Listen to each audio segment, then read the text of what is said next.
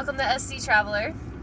We are here with another update. We are a month and a week in, so I'm 1 week late from my last vlog.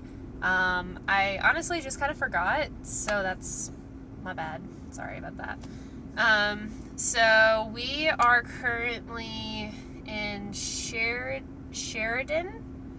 Wyoming, just outside of Bighorn National Forest. We are going to go into the mountains to go play. It's sunny-ish.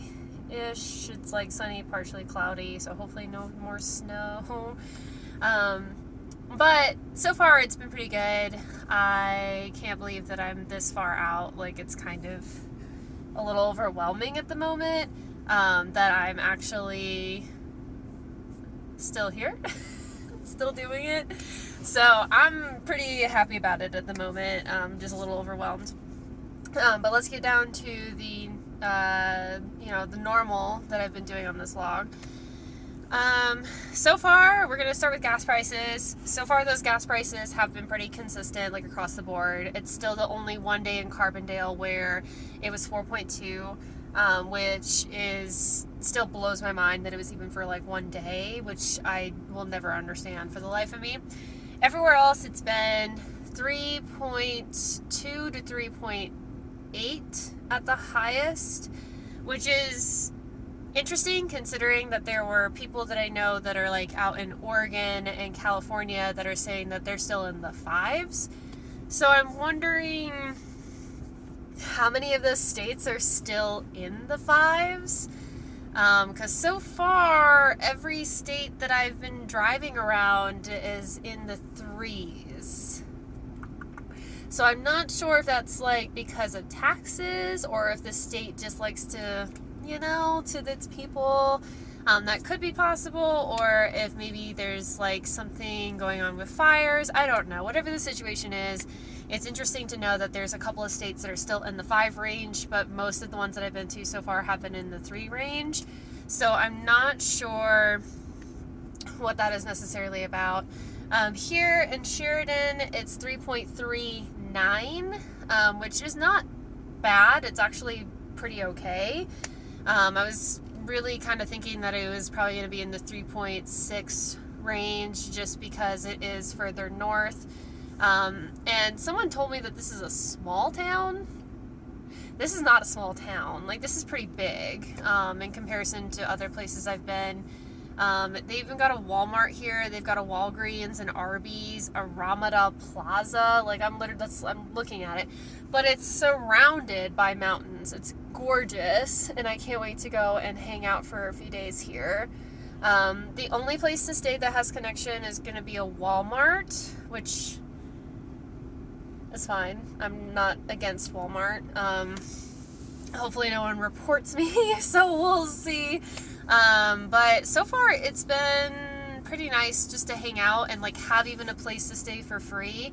I'm not afraid of like having to walk into a Walmart to go use the bathroom, and I usually wash my face and brush my teeth and things like that in the van anyway, and I sleep in the van, so it's not like I'm showing any signs of homelessness. And I don't know, it's just interesting, the idea that most Walmarts that I've been to so far will allow you to stay overnight. I think I've only had 2 Walmarts where they threatened to tow your car, so I guess it just depends on like the location, and maybe they've had issues with homeless people taking advantage of it. So that's always an interesting aspect to think about and consider. Alright, moving on. Running. I haven't touched base on this yet, but running, I actually haven't been having that much of a problem with keeping up with it. I have a little portable shower. It's called a water port that holds 3.8 gallons of water. It's very cold. If you don't like cold showers, I don't recommend one of them. I'm not usually a cold shower fan. I love hot water. That's my vice. That's like what gets me going. But that's just not possible. Technically speaking, you can put it in the sun and it should heat up the water to a nice 70 degrees, But most of the time, like when I go out running, I'm not going to put it out there because it's pretty expensive, and I'm not staying in campgrounds that are like safe, I guess. Like I'm staying in dispersed areas, so I kind of get worried that somebody's gonna like come on up and snatch it and like run off. And most of the places that I've been running have been bike trails. So it's usually paved ground of some kind, and it's usually next to like a busier road for those bicyclists. There's only been a couple of them where I found that are more rural. They're not as heavily trafficked, which has been really nice. And where you can like kind of look that up if you are like someone that's active like me and wants to run and keep up with it if you're on the road, that's actually going to be All Trails. I highly recommend them 80% of the time. There are times when their trails don't really go where they're supposed to. So that's just something to keep in mind with All Trails. It's not perfect, but it gets the job done. And if you're looking for somewhere to run, you can definitely find like cyclist places. Those are always located on All Trails, which is really nice. I kind of gave up on doing trail running, like real trail running, because everywhere that I've ran into, they're like, oh, it's good for trail running. And then you get out there and it's like covered in snow and ice, or the elevation is like this. And I just want to enjoy my run. I don't want to be like miserable. So, and the elevation's already enough. So it's like, okay, I gotta pick and choose my battles. Food has been an interesting aspect. I normally at home would eat a more low carb based diet. The trouble with that in this setup is that I don't have a freezer cooler section. I only have a cooler where you have to buy ice to be able to keep it at a good temperature. It's getting cold enough now where it's not as much of a necessity to purchase on a more regular basis. Also, fun fact, they've upped the price of ice, which is like retarded. It's frozen water. So it's like a large bag of ice is like $5. I was like, you guys are insane. Like, it was not that expensive like a year or 2 years ago. Now it's $5 for a large bag of ice and almost $3 for a small bag of ice, depending on where you go. What are you smoking? There better be cocaine in that so that when it melts, I can drink it and get fucking wasted. Like, I'm so upset about that. Regardless of that fact, so I have to keep in mind like how much food I can buy. I can only get a couple rolls of beef. I buy usually a 5-pack of chicken breast with the rib meat removed, and I'll buy like usually almond milk, which is good to not, like, you can have it on a shelf before like you open it. Eggs, which by the way, you can have eggs even if you buy them in the fridge section out of the cooler. So you can definitely do that option as well. I buy noodles, which are protein based. So they have less carbohydrates in them than normal. I buy sweet potatoes, which they are so good on the griddle. And I'll buy usually like a couple bars of chocolate for whenever I have that craving. And also the essentials of like coffee and propane and things like that are like extras. I buy veggies usually like squash, bell peppers, jalapeno. I bought a cucumber once and dipped it in cheese because it was just so good. So it's kind of a mixture because I'm doing so much stuff all the time. I am doing anywhere between 2 to 10 miles on a daily basis, which 2 miles doesn't sound like a lot, but that's just like walking around and back and forth, and also like walking Lila. So we're doing actually a lot. We're burning a lot every day. When it gets colder and we're going through the snow, that's even more work for me to do, even for just like a small hike. So I'm burning a lot on a regular basis, and it's been kind of nice because I know that I'm burning everything off, and like my intake has just been so ridiculous. Going out, that has been pretty limited. I think I stated in another video, I try to go out between once or twice a week, if I can keep it that limited, which usually I can. What that really means is like actually going out and getting a meal, like buying a meal instead of me making a meal. And I try to do that on a weekend. I also have decided every once in a while I want to go to a brewery and try a beer if they've got a sour, because that's just really nice to try. And I'm not usually a brewery person since COVID changed my taste buds. I like beer. Who would have thought? And so I've been trying to implement that into my plans every once in a while. Also buying beer as well. Woo! Not just for me either. So that's been really nice just to have that, and I'll sometimes go do brunch because I love a good brunch. I really do. I like a good brunch. Van update. The van's been doing really well. I don't know if you guys know this. He does not do well, and yes, it's a he, on hills. So even though, like in Bighorn, where I'm at now, the speed limit's like 60, he can only go 40 without the transmission like burning. I mean, you can do 60, but you're not gonna like the noises that he's gonna make, and I just don't like to over push on any of that. He's also not good on ice, which I don't think any vehicle really is. And I've taken him to a lot of places he probably should not go, but you know, you take what you got. So, he's been doing really well on that end, and I haven't had any issues with him. It's just paying attention, like, to any sounds or noises that come up from him, because I am paranoid since, I have my transmission kaput, which, again, I appreciate you guys so much for when that happened, for helping me and making donations. Like, I know that I probably said that before, but that was a really, really hard time in my life, and I'm really grateful for all of you for, you know, helping out when possible, even just like the littlest bit. And from there, it's just been me keeping an eye on it, like listening, like really listening and feeling, and just making sure that I'm not being stupid.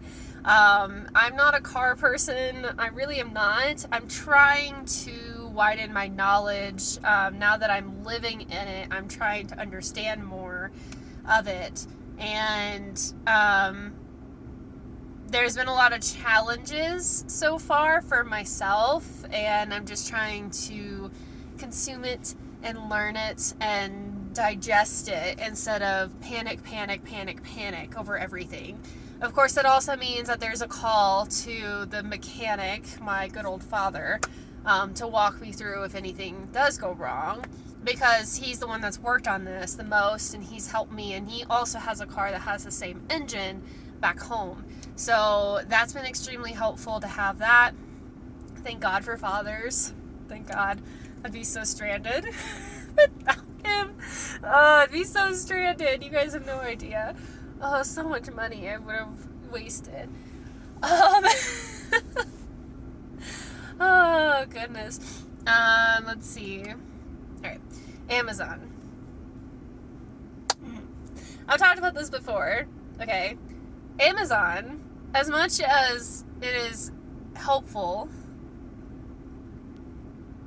it also isn't in a lot of ways. So Amazon, when you're on the road, you can choose to have it delivered to a specific location if you're going to be somewhere, and they'll send you a code to go pick it up from that specific location. And smaller towns, it's usually like pharmacies or like a wireless company, or what was the other one that I went to? Or a Ross, like a Dress for Less. And that's been fine. The downside that I hate is if you don't like it, they no longer, unless if it's a huge package, do the UPS drop-off option without a label. You have to go to a public library, print a label, have tape put it in the box, put the label on the box, and then go to a UPS place and drop it off. Everything I have purchased so far from Amazon has been garbage. Every purchase that I've had, that I've picked up, I've had to take back, put it back in the box, go to a public library, wait for the public library computer to bring up the return label because it's on Amazon. And no, they do not send you the label in your email for you to be like, oh, I'll just pull up my Gmail and print it that way. You have to go through Amazon to print the label. That's so stupid. They should have another way to do it, because at public libraries, they have a firewall which prevents you from immediately getting on Amazon. So for instance, I was at a public library trying to print a label. It took the computer 30 minutes to pull up Amazon for me to print a label. 30 minutes! I had to go in the computer. I didn't put it back. I should have, but I went into the computer and disabled the firewall because it was taking so long, and it still took 30 minutes, even with a disabled firewall, for it to come up. I get it. You got kids who are horny, who are in your public library, but like, come on, you guys. Like, this is unbelievable. So yeah, that's my little tick with Amazon. They should have this ability to drop off any package at a UPS store without a fucking label. It doesn't matter the size. It should be an option. But it's not an option. Like, I tried to buy this blanket that's supposed to like heat up because that would be really nice. I wanted battery specifically operated, so that way I'm not using more power. It's not that. So now I have to send it back. I can send that back without a label. I can just drop it. I bought a remote control, like a wireless control for my camera. It doesn't work at all. And it's this little tiny box. It's like this big. And I need a label.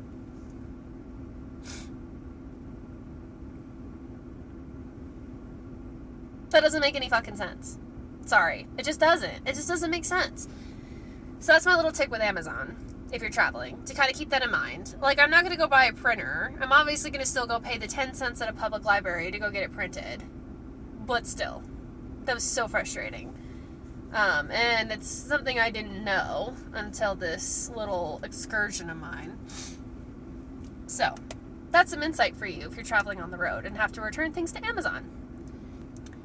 Laundrymats. So far, I've been to 3 laundromats. I have a lot of clothes. I brought 2/3 of my closet back home, and every time I spend $10 to $20 at a laundromat. Y'all, laundry is expensive. I had no idea how expensive it would be just to wash my clothes at any laundromat. Like, oh my god. It's so expensive. And now that I know, it's like really made me kind of take a step back and appreciate the fact that there is a laundry machine back at the house. And I just never realized like how much laundry I have. Oh my god, I have so much laundry. I'm so active. I do so much stuff. I'm like constantly going through clothes on a regular basis. I've been trying to minimize my laundry, but it's been so hard to do that. I'm just doing the best I can. We're all struggling. So it's like I go to a laundromat and I have like 3 washers going and 3 dryers, just trying to get through it all like with the fastest pace possible. And every time these people look at me like I'm crazy because I'll take out so much in my van, and it's like, this is my house. I'm washing my house. Like, that's basically what I'm doing, is I'm washing my entire house. So yeah, I mean, if you're going to be traveling and stuff like that, like, make sure to check prices online, because some of them are absolute garbage. and some of them are really high end. Like, I think the most expensive I've been to was literally a 4-load washer for $9. I was like, $9 freaky dollars for a load of laundry. Like, it says 4 loads, but like, is it? So, that's been the most expensive one that I've been to so far. And dryers are usually 25 to 50 cents for like 10 minutes or something like that, which, I mean, whatever, it's 50 cents. And they're usually pretty good at getting my clothes dry quick. So I'm not too worried about that aspect. It's just a washer. I get it that it's a lot of water, but like, still, it's a lot to take in. Yeah, so far, I mean, that's really all that I have for right now. I'll be checking in another week. Hopefully I don't forget this time. Just make sure to like, comment, and subscribe. I do have art pieces and a donation button that will be down below. Please purchase an art piece or make a donation. I have 5 in the van right now that are with me, and I'm gonna be making like 10 more in the next 2 months. I'm doing a lot, so I would really appreciate it if you guys would purchase a couple and like help me get some out. I have some older ones that are still on a permanent price change, or a lot less expensive than they were. I have 2 unique pieces that are made out of string that are on a wood panel. I will not be making any more of those probably for an entire year because it just takes a lot of work to do. So please go check those out. Purchase, like, subscribe, donate, help me. Thank you guys so much for all of your support. I really look forward to continuing this journey and sharing it all with you. Yeah, thank you guys. Love you guys so much. Stay safe out there, fellow travelers, and I hope you all have a wonderful rest of your day. Mwah!